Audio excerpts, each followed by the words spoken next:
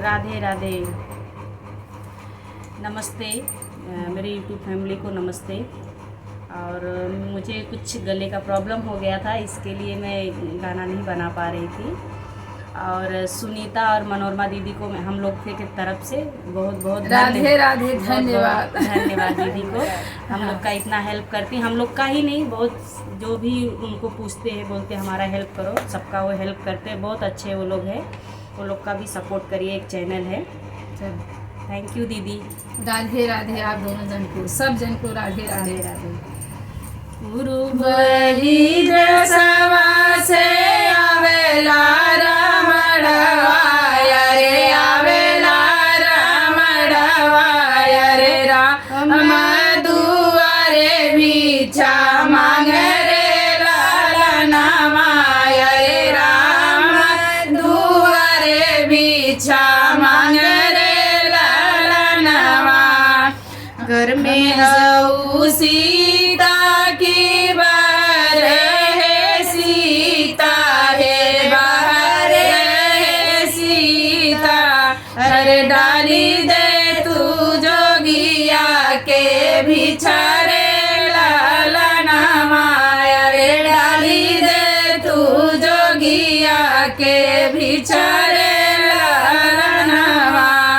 अरे चली देखी दूसरे दुआर रे लालना माया रे, चली देखी दूसरे दुआर रे लालना माया।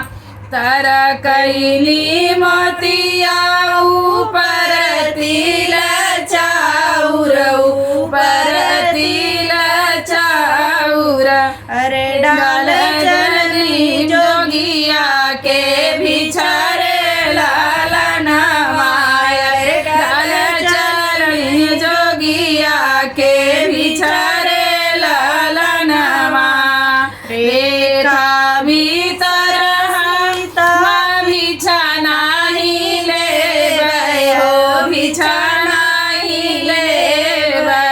अरे रेखा बहर भिछा डाल रे लालना माया रे, रेखा बहर भिछा डाल रे लालना माया। तेरा दो गोड़ भीतर जे दूसर गोड़ बहर, दूसर गोड़ बहर।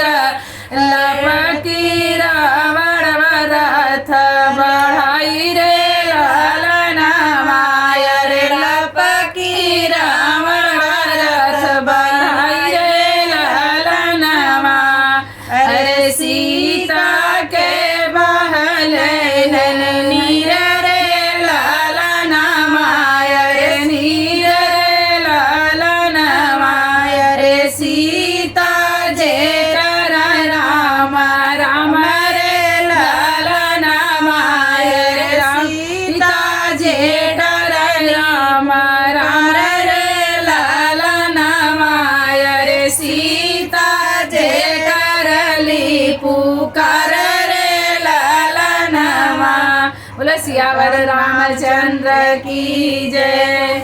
कैसा लगा दोस्तों बताना। आप सब विवाह राधे गीत, राधे। विवाह गीत राधे राधे।